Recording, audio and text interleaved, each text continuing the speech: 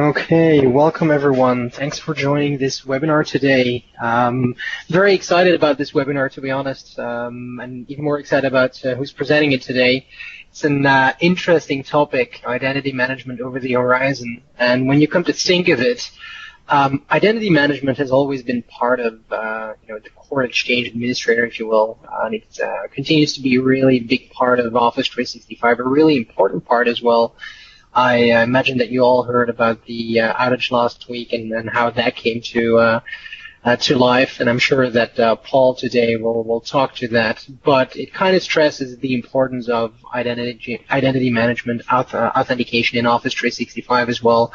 And with Azure AD and everything around Azure AD, there is a boatload of options that you have, a lot of things to choose from, a lot of flexibility that you have. And today is all about getting to know what you can do, and I'm sure that Paul will give you lots and lots to think about, lots of great information. So I will not keep him from any longer from talking about this topic. So please join me in welcoming Paul Robichaux, a longtime Exchange MVP, and recently joined eNow as our CTO. Paul, take it away. Great. Thank you, Michael. I think the real reason Michael is excited about having me on the webinar is that means he doesn't have to do this webinar. He and I kind of take turns. But I'd like to welcome everybody and thank you for coming. As Michael said, Microsoft had an outage this past week. It was not widely discussed inside the U.S., which surprises me a little bit, but it primarily affected customers in a couple of specific regions within Europe.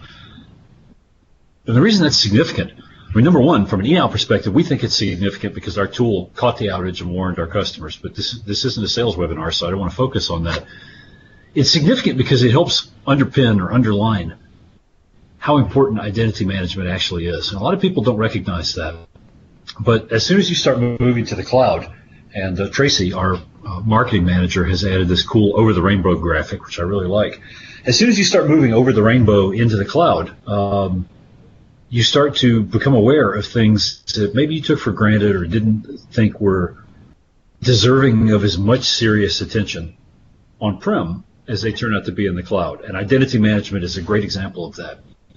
So in this webinar, what I want to do is I have a short introduction where I'm going to talk about some identity management topics and then get into a deeper discussion of what's happening with identity management in Microsoft's viewpoint and what they're doing around it and how they plan to evolve identity management in the future.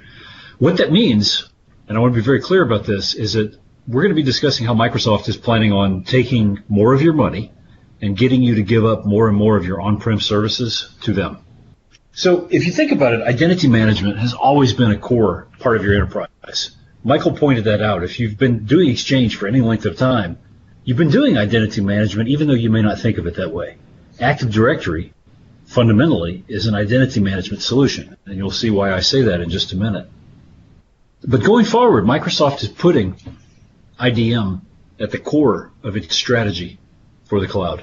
So if you look at where press attention and where sort of analyst attention and market attention has gone, a lot of it is focused on Office 365, rightly so, because Microsoft has put a lot of effort into that. And there's been a big focus on Azure.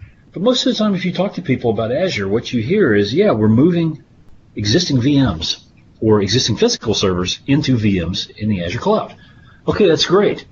That's certainly a worthy use of the cloud, but there's only a finite amount of that you can do. And that work will change over time. As an example, I worked with a state agency that migrated about 200 servers running their custom applications, where they forklifted those servers from physical servers running in their data center near the state capitol to VMs running in Azure.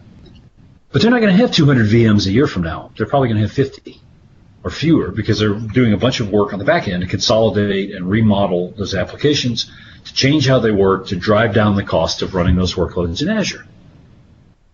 Okay? So Microsoft recognizes, as does Amazon, as does Google, as does Rackspace, that over time, people's consumption of cloud services is going to change and evolve. But we're always going to need identity management, and that's what makes it so core for Microsoft. So if you want to stay relevant in the marketplace as someone who sells a product or as someone who provides consulting services, which really is just another kind of product, or somebody who wants to continue to work in IT, then you need to be able to do three things. You need to understand what Microsoft is doing around identity management. You need to understand why Microsoft is doing it, because that's going to help you figure out what they're going to do next, what is and isn't likely. And you need to figure out how you can increase or level up your skills to match what is actually going to be in demand in the marketplace.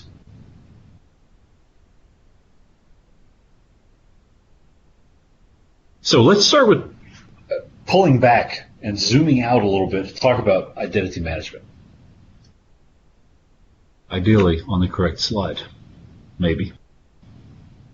Okay, why is identity management important? If you think about it, this is a simple question to answer, but a lot of people have never thought about it from this perspective before.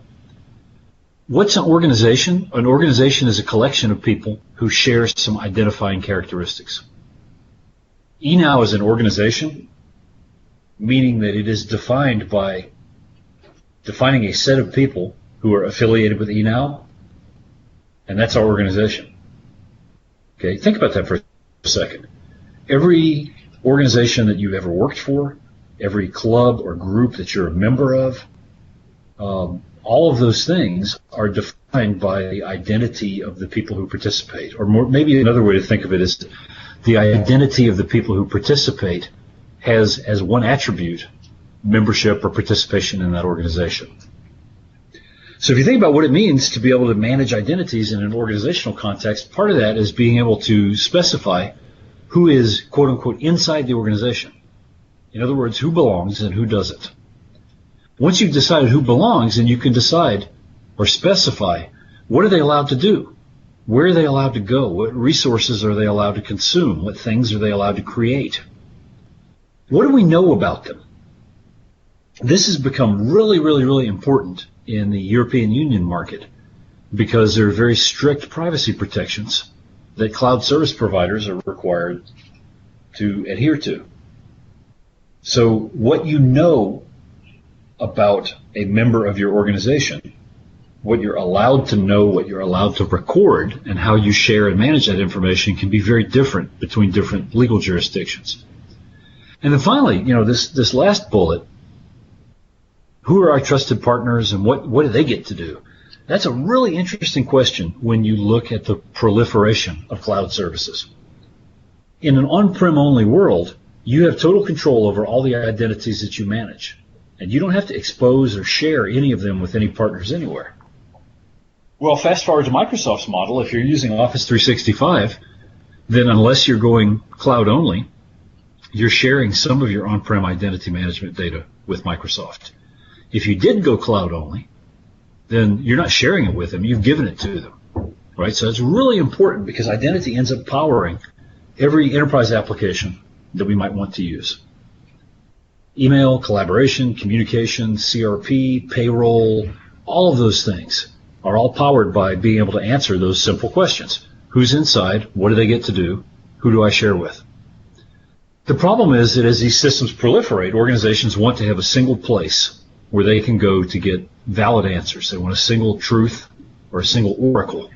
And by that, I certainly don't mean products from my friends at Oracle Corporation.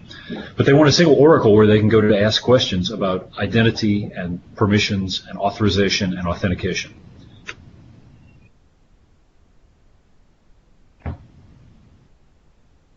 Microsoft has been really well positioned to provide that as a service. So if you look historically at what they've done, they've provided services to do these 4 or 5 basic things.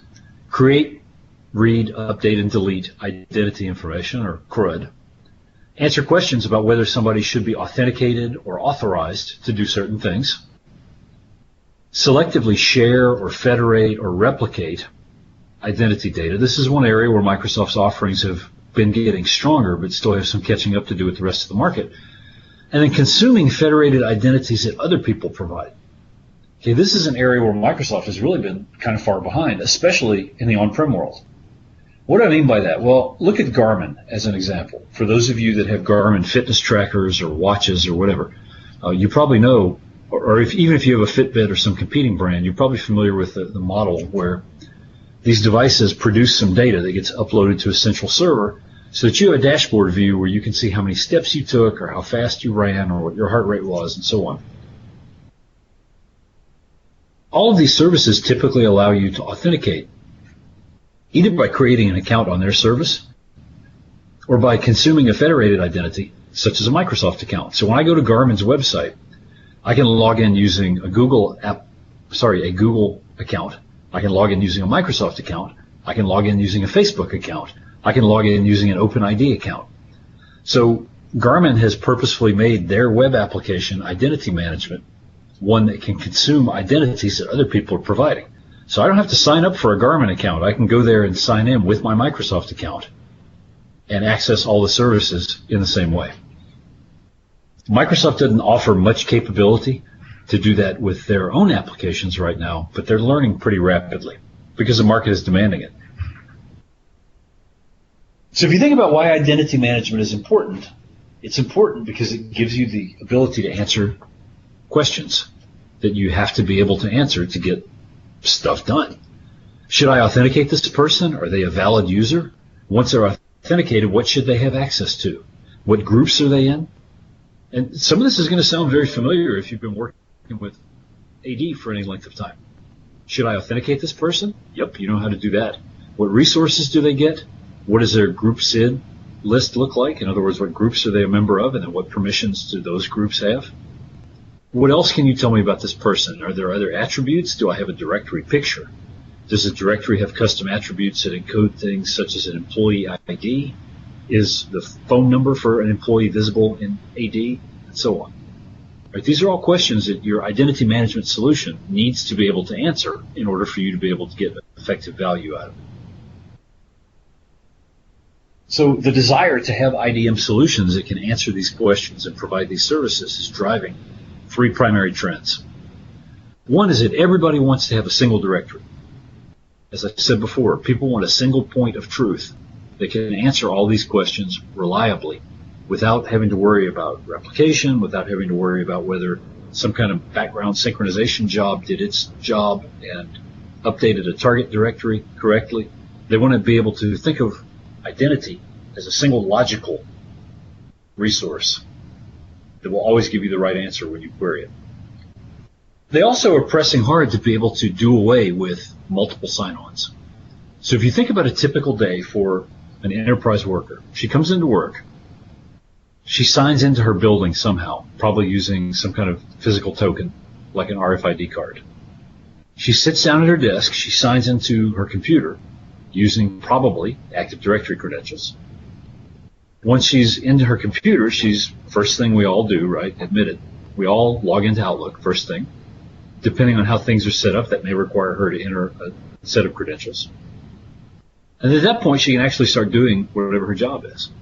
So what customers are driving toward is being able to have a single set of credentials, or the smallest possible number of credentials, to do all of these things. If you go to the eNow blog, you'll see that Michael wrote an article last week about Microsoft Passport and Windows Hello. Microsoft is responding to this desire to only have a very small set of credentials by saying, okay, we'll give you a biometric way to unlock the credential store on your machine. And once that's done, an application that knows how to use our APIs can retrieve all of your other credentials. If you think of using a password manager like LastPass or 1Password, where it automatically recognizes when you're trying to log into a website and fetches your password and logs you in, it's the same concept, but one that's backed up by being built into the core OS with biometrics to lock and unlock it, and then secure storage mediated by the TPM to encrypt all that data on your machine so that an attacker can't easily get to it. We're not quite there yet, right? But that's clearly the trend people want. They want to have as few credentials as possible, and for the credentials that they have to have, they want them stored as securely as possible. And then finally, outsourcing authentication. This sounds a little weird. I've been talking up until now about how important IDM is, and you would think if it's a core service, if it's really that important, that you would want to keep a tight grip on that data. But the fact of the matter is that people want to be able to take an application they're running on-prem and use other directories to authenticate users to that application. Go back to the Garmin example. Or they want to take a directory that they know is good, that they know is their single point of truth, and extend it to authenticate other services. So as an example, we have a very large enterprise customer. You would immediately recognize their products if you've ever been thirsty. And they're using Office 365. But they also decided they weren't happy with SharePoint Online, so they went out and they bought an enterprise agreement for Box and their collaboration services. They want to have users log into Office 365 with one set of credentials that's synchronized and federated with their on-prem AD, and they want those same credentials to be able to authenticate users against the Box service. That's a great example of outsourcing authentication on Box's part. It's not necessarily something that Microsoft is driving, but they're aware of that. I'm going to talk more about that when we get into talking about Azure AD in just a minute. So let's talk about Microsoft's strategy. This is really interesting when you look at what they're doing.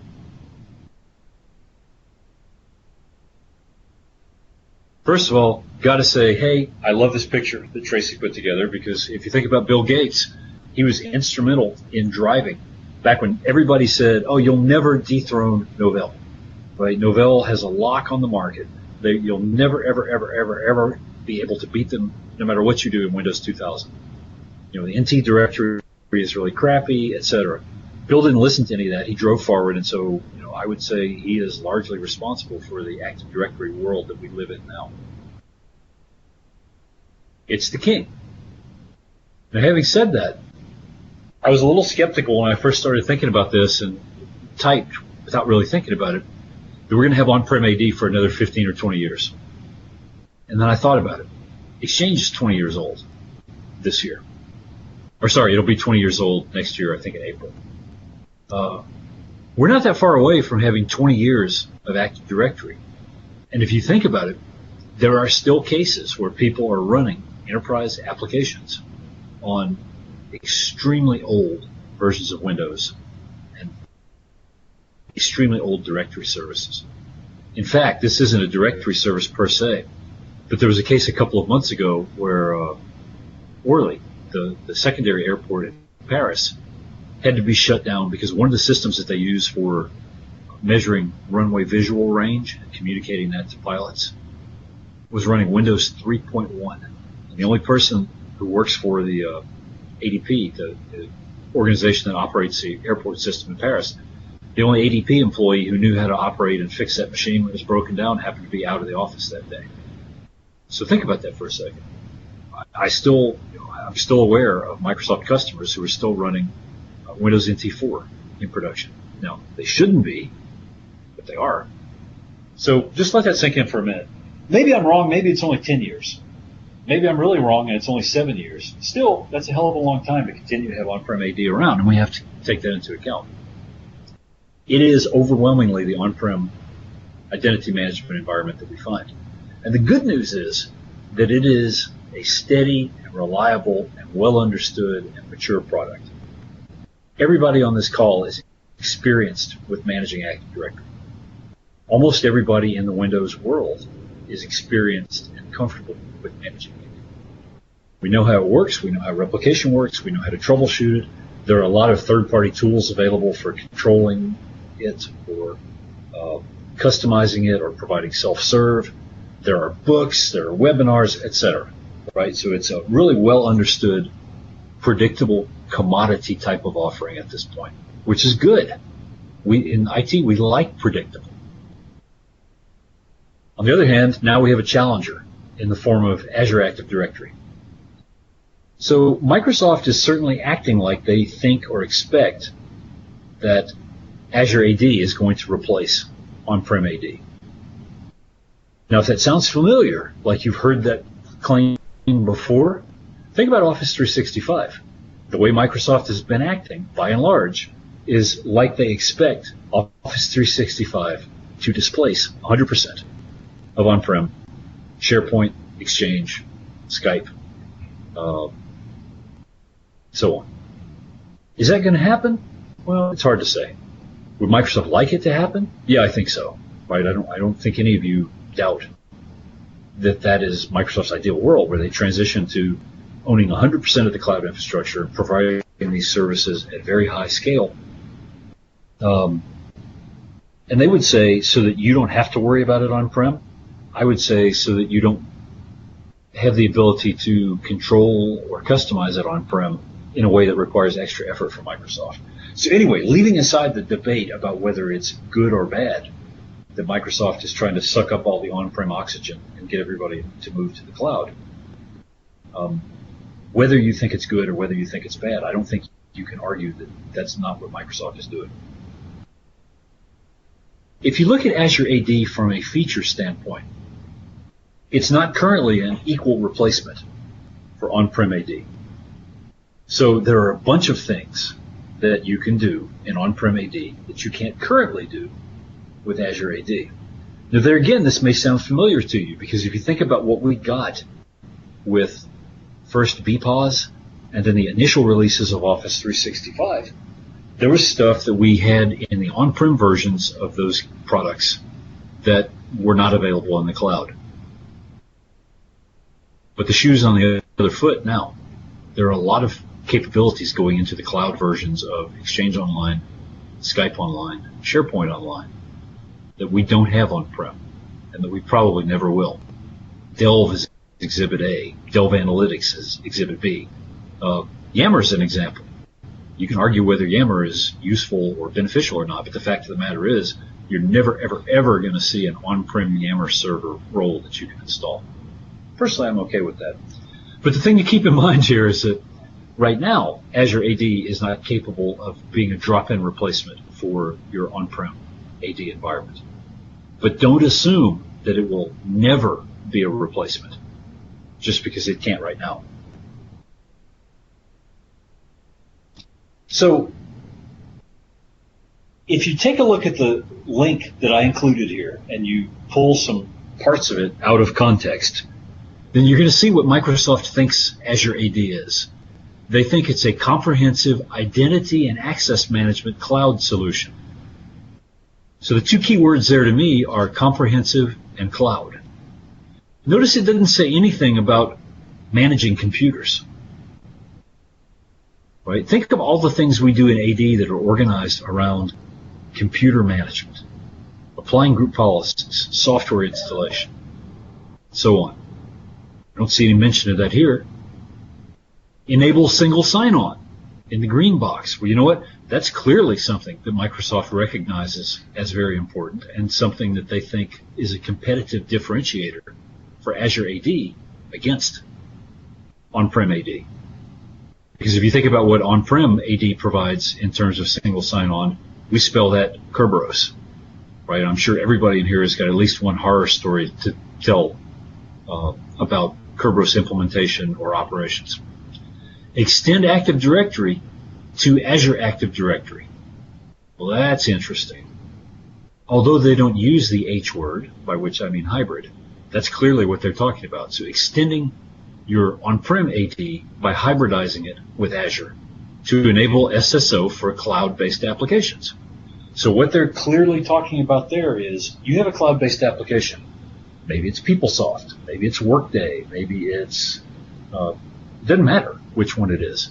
Microsoft is offering you the opportunity for the low, low price of whatever you pay for Azure AD of being able to authenticate those applications against your on-prem directory.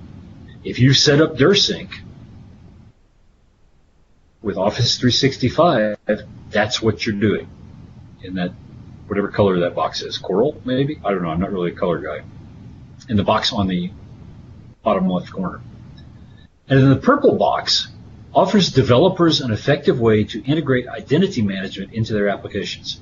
So the people on this call, you're not the audience for this box. Developers are.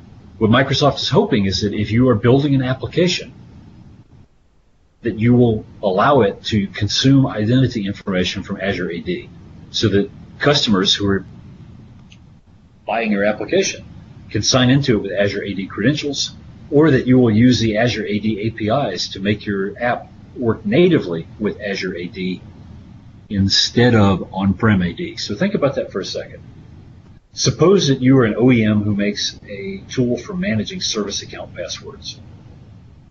Microsoft doesn't want you to use ADC or LDAP as an API to make changes against an on-prem AD infrastructure.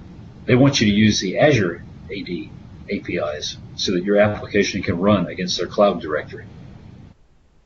So think about that for a second. Think about what that means to the broader market of tools and solutions that do stuff with or to on-prem AD.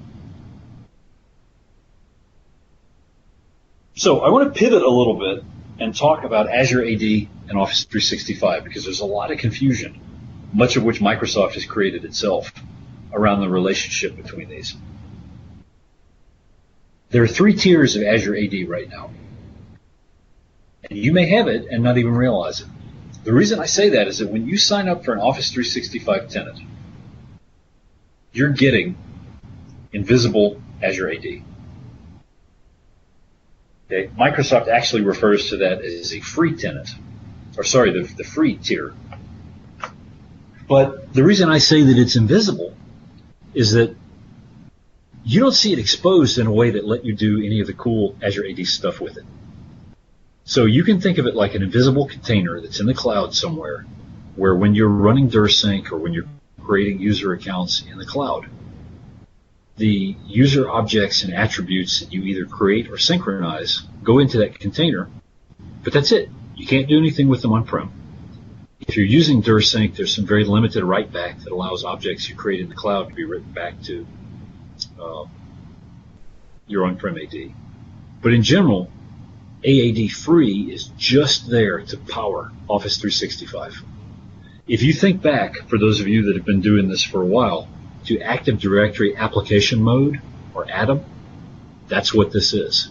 It's a self-contained directory infrastructure in a box, so to speak, that powers 365, but isn't really intended for you to do anything else with. So, if you've got Office 365 right now, you can, for free, upgrade that to Azure Active Directory Basic. Or you can sign up for AAD Basic. Gosh, I don't remember if it's free or if it's a very low cost, but in either case, it's cheap. And what this gives you is some extensibility features. And before you shake your head and say, well, why would I care about that? The reason you care about that is that this is the tier that you have to have if you want to tie in an external application. So let's say that you're currently using Workday for your HR management, and you say, oh, I want to integrate that so I have single sign-on. Well, to do that, you need AAD Basic. You also get the ability to have more objects in your directory. There again, unless you're a very large enterprise, it's probably not super interesting to you. But one of the things that does get to be very interesting very quickly is that AAD Basic is the first the first tier that actually gives you any kind of useful security reporting. So you can see things like reports on anomalous logins or excessive failed login requests and so on. Even though you may have Office 365 deployed, you won't see those reports until you upgrade to this tier.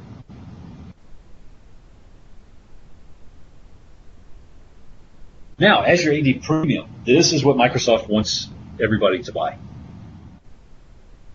Why? Well, look at the features that you get in it.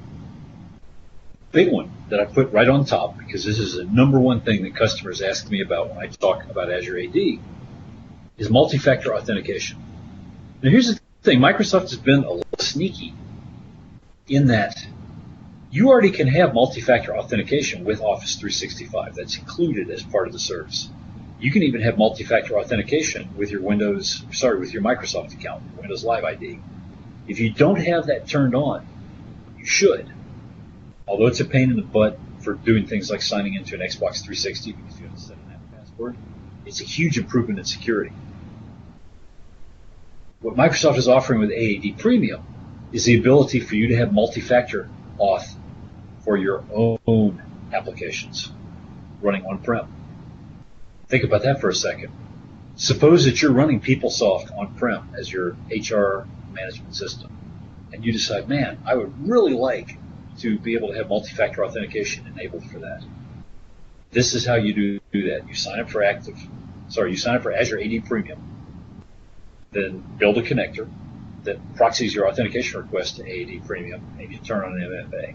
I'm skipping over some steps, obviously, but that's how you go about doing that. That's a tremendously useful capability for a lot of organizations. Self-service group managing. This is something people ask about all the time. Hey, I want people to be able to create groups with some limits that I set. I have some groups that exist, and I want people to be able to leave and join them. Or I want to be able to delegate leaving and joining those groups to a subset of my employees. This broadens that beyond just being able to manage distribution groups as you can do in Office 365. Much more customization and extensibility. There again, if you are Boeing, if you're Ford, if you're Walmart, if you're Deutsche Telekom, if you're a very large company, then being able to customize and extend this directory to work with your own line of business apps is really critical. For smaller organizations that probably don't have custom line of business apps, or if they do, ones that don't depend on identity management as much, not as interesting. This includes licenses for Microsoft Identity Manager. Some of you may recognize this as a successor to FIM, or the Forefront Identity Manager. I like to tell people that MIM is like having your in-laws move in with you or come for a quote-unquote extended visit. Because as much as you may enjoy it at first, there's a lot of upheaval in the household, there's a lot of infrastructure that has to be arranged to accommodate them, and there comes a time when you think, wow, why did I ever think this was a good idea? MIM is exactly that way. It is tremendously flexible. You can do so much with it. You can customize identity flows, and you can create rule sets and workflows and do all kinds of great stuff. But the downside is that you have to do those things. They generally require code to be written. In my experience, when I see MIM deployed, it is usually hand in glove with Microsoft Consulting Services coming in to do the work, or another very large top-shelf consulting firm. And that gets expensive. But the good news is you can make it do anything you want. AAD Connect Health. So this is Microsoft's attempt at providing health monitoring for Azure Active Directory. So if you think about what that means, you will immediately see the connection to what I was talking about earlier with the December 3rd outage. Right? The key thing to keep in mind here is that Microsoft is monitoring and allowing reporting on the things that are easy for them to monitor. Those may not be the things that you actually care about monitoring. So let me give you an example. AAD Connect Health will show you the number of token requests per time unit. Okay, that's a useful proxy to tell you how many logon requests you're seeing through ADFS. But it didn't tell you anything about the health of your on-prem ADFS server or servers. It didn't tell you if they're slow. It didn't tell you if they're dead. It didn't tell you if you've had a failure or misbehavior in your load balancer or any of the other things you care about. All it's going to show you is, hey, here's how many token requests you've got. And you have to be able to interpolate from that whether that number is plausible. In other words, are there the right number of requests? Maybe there are not as many as there should be. Maybe there are too many. Right? That's a market niche that eNow is in with Mailscape 365 because we monitor all this stuff that AAD Connect doesn't. I think Microsoft is making a mistake by only bundling their monitoring solution in with Premium. And the reason I say that is that at $6 per user per month list price, that's a hard sell for many enterprises. Okay, compare that. That's roughly a third of the cost of Office 365 all by itself just for these features. Now, the one thing I didn't mention is mobile device management. So with Azure AD Premium, you can construct an environment where people can automatically enroll their mobile devices to be managed with Intune. Okay. If you think about what people are doing on the sales front, you see a lot of companies opting to buy the Enterprise Mobility Suite, or EMS. And the reason for that is because it includes Intune and it includes AAD Premium. Okay, Kevin Turner got up at the Worldwide Partner Conference, Microsoft's Worldwide Partner Conference this year, and talked about how EMS sales were up 700% year over year. So think about what that means, right? Think about how many sales there were last year. Probably not very many if you're seeing 700% growth. But then think about what that means longer term, right? Microsoft is clearly trying very hard to normalize this expectation that people buy EMS. In other words, to make it sound like, well, everybody else is buying it, why aren't you? So, I don't want this to sound like a conspiracy theory, but it's pretty clear that they expect and hope that by bundling AAD Premium into a suite that has some other value adds, that they will see increased adoption over what they would see if they just sold it by itself. So, do you need AAD Premium? Well, it depends. Microsoft would like everybody to think so. But if you think about what it actually does, and you think about what on-prem AD already does, you have to stop and think about whether it adds value that is useful to you. Mobile device management is a great example, right? You can't see me right now, but I'm actually pacing around the conference room, presenting this webinar with a Surface Book in my hand. As far as Microsoft is concerned, that's a mobile device. It's not really a PC, even though you and I both know it is. Microsoft's world calls for me to domain join that to Azure Active Directory, which is a directory service that eNow is using, and manage it with Intune. Okay, fine. That's great for eNow because we happen to have that capability. Suppose you have 20,000 PCs, or even 1,000, right? Microsoft's expectation is, oh, well, you're going to deploy Intune and you're going to move away from using Active Directory to manage your computers and manage computer enrollment and manage computer policies, to doing all that with Intune. Well, so here's the thing. Intune doesn't include all the capabilities and all the settings and widgets and things that you can set through GPO right now. So if you desire to be a guinea pig, or you have one of these requirements that AAD Premium uniquely fills, then it might make sense to consider. But typically when I talk to people, I find that they're not always convinced that they need to spend that money up front, given that AAD Premium doesn't do everything that they want to do or might want to do in the future right now. So that was clumsily phrased, but it ties into this next slide, which is that there's a really high rate of change in the cloud. We've all known this for a long while. It's supposed to be one of the benefits of the cloud, is that things evolve at a faster speed. We get new capabilities faster. Bugs get fixed faster. And that's been true. But it's also true that that speed leaves some things behind, like documentation, like training, like support. Those things are not always updated at cloud speed.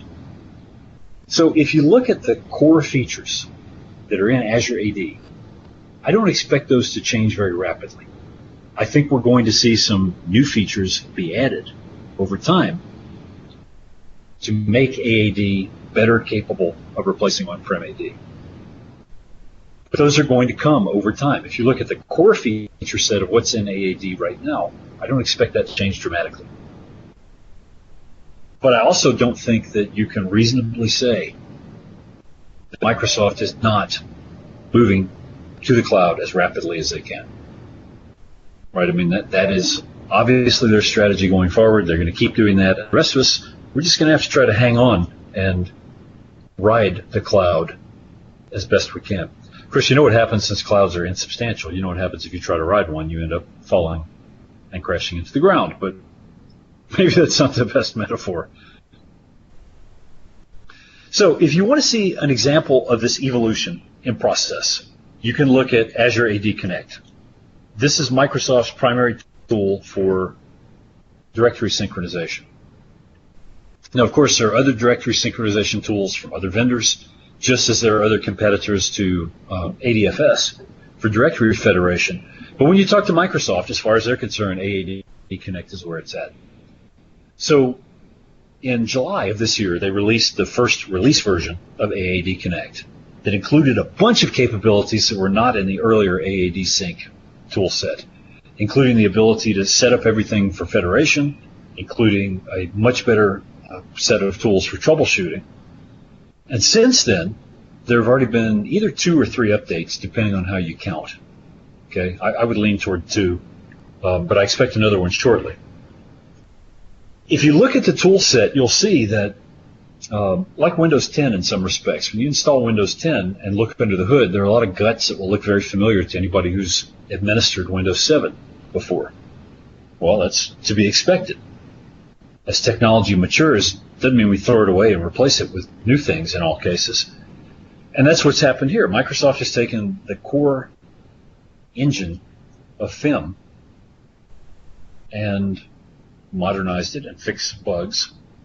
And when I say that they forked it, I don't know if that is literally true in the sense that I don't know if their developers actually have forked this in their source code repository. But you can think of it at least as a logical fork where we have AAD Connect that's using the same sync engine that FEM and MEM did. And then you've got the MEM sync engine, which has extra rules and some other stuff. If you look at the AAD Connect documentation, it actually tells you, and I don't remember the exact wording, but it does specifically say, you could change these rules, but we don't support directory synchronization if you do. In other words, they give you the ability to apply some of the same kinds of customization that you can do with MEM. But if you do that, then it isn't a DirSync quote-unquote appliance anymore, and they don't want you doing it. So here's sort of the meat of the discussion that I want to have now. I've spent a lot of time so far talking about what Microsoft is doing, why they're doing it, what they hope, what they want. And by now you're probably wondering, okay, well, this is not all about Microsoft, right?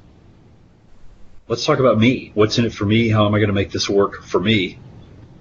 And the answer is, you have to look at the evolution required for skills as a platform itself evolves and changes. So you think of on-prem AD. Typically, the way that that's gone down is somebody would design an on-prem AD infrastructure.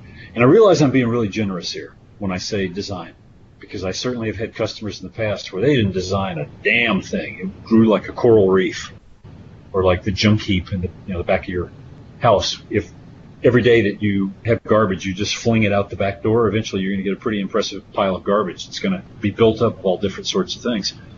So for customers that did actually design their AD, the notion was that you would design it once and you'd come up with a structure that made the most sense for you, and then you just run it. You'd operate it over time without a lot of significant change. And in fact, that's generally what happened. If we were in a room together, I'd ask for a show of hands, how many of you have an empty root domain with a child domain that has all your objects in it? Well, why would you do that? Because at one point Microsoft said, oh yeah, this is what you should do. And if you designed your AD back in those days, that's probably what you did. Now, with the benefit of hindsight, maybe that wasn't the optimal way to design it. But in general, we have been in a model where you would design a topology and then stick with it. You need to have AD-specific skills to do things like update the schema or troubleshoot AD replication. Very high premium on troubleshooting skills because AD is core to SharePoint and Exchange. It's important to Link and Skype, but a little bit less so because there it's primarily used for authentication.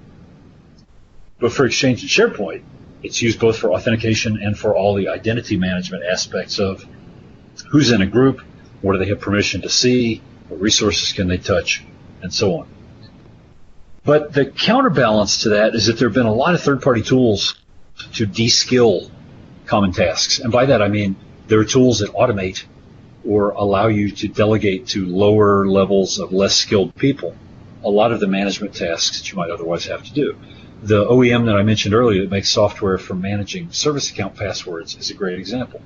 They make an automated tool so that instead of having a lot of skill and a lot of organizational ability to remember, hey, which accounts, which service accounts exist and what are their passwords and when do they need to be changed and how often am I going to roll them over and how do I keep people from using password 123 as the account password for these services. They make a tool that automates that. Okay? But in Azure AD, look at the contrast. There's no design. You don't design anything. You just plug your machines in. There's no operations, so you're not patching. You're not updating the schema. You're not looking at the replication load between two DCs. You're not designing site links or site bridges. None of that. The skills that are required move more toward integration. So because you don't have to have any skill to design it, and you don't have to have any operational skills to run it, you still have the same core set of skills for things like how do I add a user or how do I create a security group. But more of your skill balance tilts more toward how do I integrate Azure AD with other things that I already have. So Michael has made his fame in the Exchange world in part on talking about hybrid Exchange. Same thing for Azure AD. right? Hybrid integration is a skill itself. Troubleshooting skills are still important, but they shift because now, if you have a user who comes to you and says, every Tuesday I can't log on, you're going to troubleshoot that using a specific set of steps and methods for an on-prem user. For a cloud user, or one where that user may be authenticated against a hybrid topology, you have to approach the problem differently. So the basic idea of how you troubleshoot IT problems doesn't change between those two, but the specifics, the tools you use, the things that you look at to try to evaluate what the problem is and identify it so you can fix it are different. There's much more emphasis on the remote aspect of monitoring and controlling the behavior of your AAD environment. And then this last bullet, I thought it was really apropos when I wrote it. Microsoft is de-skilling things themselves. And by that I mean if you look, for example, at the self-service group management facilities in Azure AD Premium, that's a great example of something that 10 years ago might have required a domain admin to do group management, and 5 years ago might have required you to buy an on-prem product to make it self-service for users, and now is included as part of the core functionality. So I tried to break this down and think, okay, if I were giving advice to one of my kids, I have 3 teenage boys, and bless their hearts, none of them care at all about computers. If it's not an Xbox or a tablet that they can use to consume media in some way or play a game, they pretty much don't care. But let's say that they wanted to go into the IT field, and I wanted to tell them, okay, well, here are some of the things that I would expect a person to be able to do in this new world. First thing, PowerShell. PowerShell, PowerShell, PowerShell, PowerShell. Okay, it's been very clear which direction that train is going, and you can either get on the train or get run over by the train. You've got to be comfortable using the command line, being able to read other people's scripts and figure out how they do what they do, and run commands from the command line. Okay, it's no longer a negotiable requirement. Basic management for DirSync and federation. So what I mean by that is if I parachuted you into a brand new environment, for you to be successful, I would expect that you would be able to survey the environment, figure out what has to be done to get DirSync and federation in place, either for Office 365 or just for Azure AD, and then I would expect you to be able to do those things. Okay, so this involves understanding how those technologies work. It involves understanding what the prerequisites are, what the limitations are behind Microsoft-specific tools. Because remember, DirSync is a process. It's not a tool. AAD Connect is one way to do DirSync. ADFS is one way to do federation, but they're not the only ways. So if I dropped you in someplace and they said, hey, we have this very specific requirement to do resiliency or site resiliency for continuity of operations with our federation solution, I would expect you to be able to understand what that means and how you would design against it. Is that something you're going to do every day? No, probably not. If you stay at the same job for any length of time, it's something you're probably only going to do once or a small number of times. But still understanding how that stuff works is a fundamental skill. I expect knowledge and comfort with the Office 365 and Azure support model to become increasingly important. This is the way of the world. Right? If you work in IT now, you are the person that other people come to for support. That isn't going to change. What changes now is when you need support, unless you have something like Microsoft Premier support or the Dell Pro Plus support that they offer for Skype, you're going to be calling Microsoft at some point to ask for their help. You know what's going to happen when you open a support ticket against Azure AD or Office 365? You are going into the support queue, and it's just like calling Comcast or just like calling your local ISP. You're going to get a relatively low-skilled engineer, I use the term advisedly, whose job it is to get rid of you. And so you have to keep that in mind. You have to understand that there may be times when the best you're going to get out of those people is an I don't know.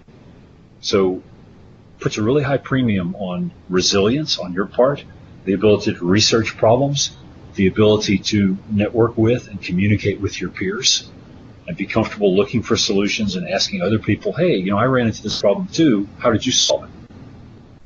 Cross-boundary product knowledge. I can't overemphasize this. When I joined eNow, I was coming from a consulting background. My last job at Summit 7 was with a great bunch of extremely talented SharePoint people who didn't know anything about Exchange, and in general didn't know a whole lot about Active Directory.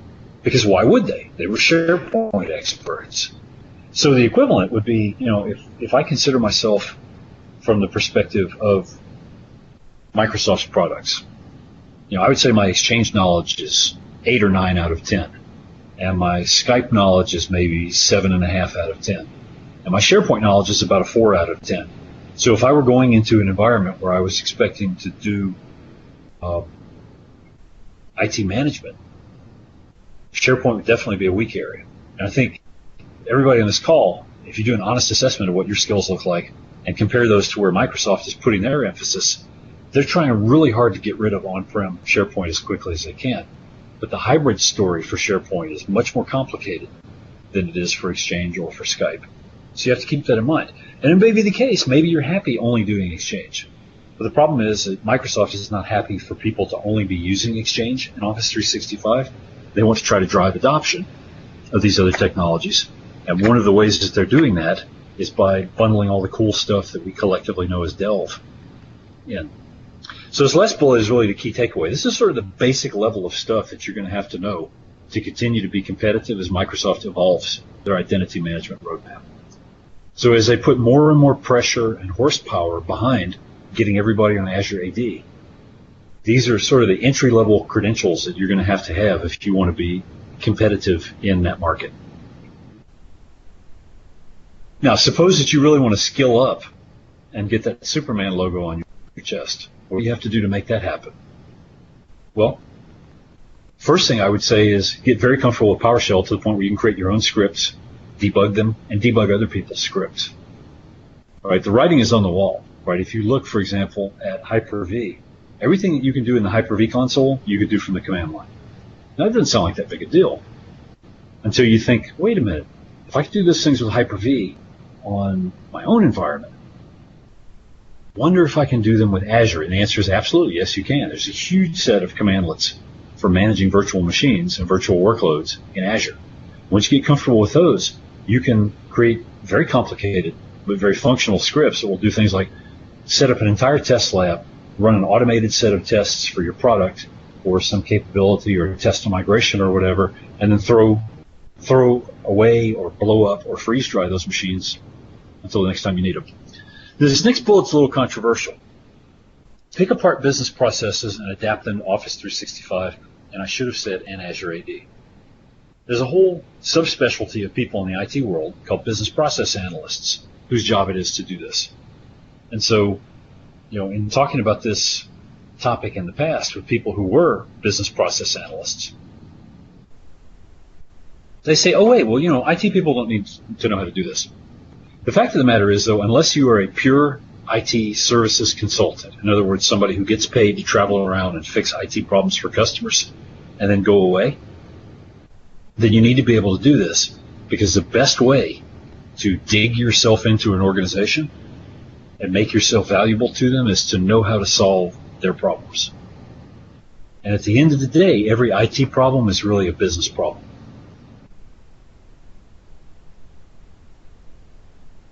Perform advanced troubleshooting of multiple Office 365 workloads. Well, this is pretty obvious, right? You need to be able to transport mail in Office 365. You need to be able to join conferences. If you think about the things people want to do with Office 365, you need to be able to troubleshoot all of those. Okay, I see a couple of reports that people are not able to see my screen, but then a couple of reports that people are. So I haven't changed any config on my end. If you can't see my screen, I apologize. I'll ask Tracy to take a look at it. Perhaps there's a button she can push. And if not, we'll be making the slides. Okay, let's see. She just did something and now slides disappeared for me.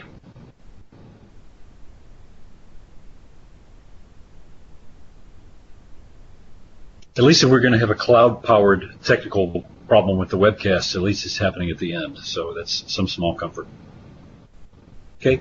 Being able to troubleshoot Office 365 workloads is sort of an to get to sit down at the table. Being able to do advanced troubleshooting and figure out complicated problems is a great way to demonstrate the kinds of skills that will keep you employable and relevant. Expand beyond the traditional boundaries of the workloads you manage and take on new workloads. So I'm not suggesting that anybody go out and become a Yammer management expert. But if you look at Office 365 groups as an example, this is a new feature that Microsoft has added only to the cloud. How do you administer it? How do you manage it? How do you troubleshoot it? How do you evangelize it? When is it the right thing to use?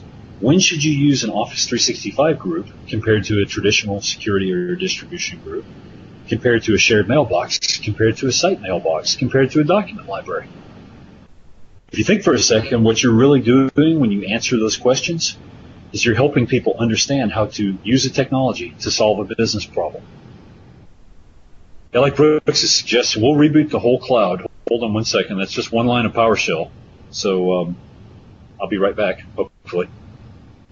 Of course, you guys all know the problem with rebooting anything is anytime you shut something down, there's always a chance it won't start back up when you want it to. This last one is, I cannot overemphasize how important this is. Communicate fluently about Azure Active Directory and Office 365. So what I mean by that is you have to be able to explain to people how to do the things they want to do. In other words, you need to be able to explain to them how your technology that you manage is going to help solve their problems and make their lives better. That's one aspect of it.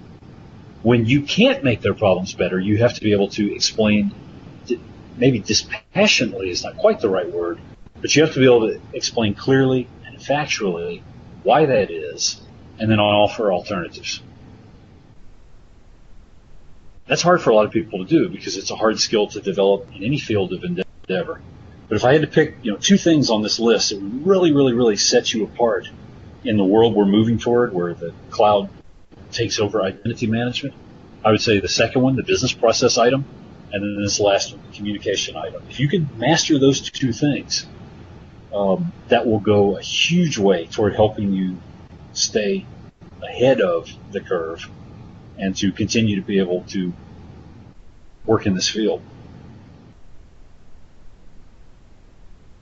So Microsoft is not backing off, right? You're not going to see them come back in a year and say, this Azure AD thing, okay, yeah, we get it. We probably shouldn't have spent as much time and effort on it as we did. With that said, you're going to see Microsoft continue to invest in on-prem technologies, at least in the Windows Server 2016 time frame. And I'm one of those people. I think that Microsoft is going to continue to spend time and effort on on-prem products as long as customers demand it. When customers stop demanding it, or when the size of the pool of money that customers are willing to spend on these solutions drops, that's when we'll start to see Microsoft's effort diminish. When is that going to be? Will that be in a year, 2 years, 5 years? I don't know. We'll have to wait and see. But I think it's probably fair to say I don't expect to see other challengers appear here. By which I mean I'm having a hard time wrapping my head around the idea that anybody's going to invest the money to provide an alternative to on-prem AD, except maybe for Amazon. Amazon is trying really hard to do that, but if you look specifically at what they're doing in their cloud around identity management, it is more about allowing you to extend your Active Directory into their cloud with the hope that you'll just pick up all your on-prem servers and move them to AWS. Okay? And we could have a whole separate webcast to talk about their mail solution, but I'm not quite ready to do that yet.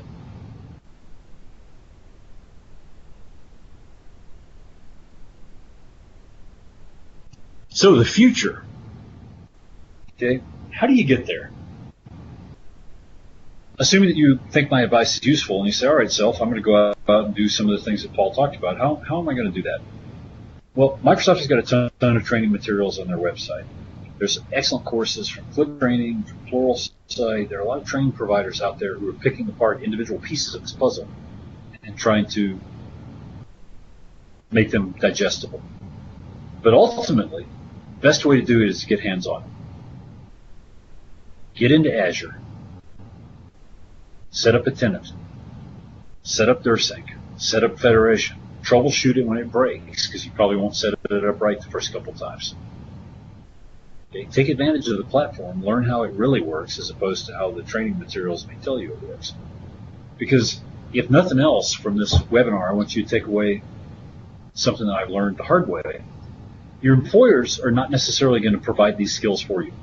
You shouldn't expect that your employer is going to come to you and say, hey, or your customers if you're in the consulting field, hey, I'm going to pay you to learn this skill. But when they need that skill, they're going to say, oh, we need somebody with this skill, and you either have it or you don't. So your job, if you want to think of it that way, is to develop yourself to a point where when they say, hey, we need somebody who's really knowledgeable about Azure AD and can help us figure out what to do, you will know those things and be able to answer their questions.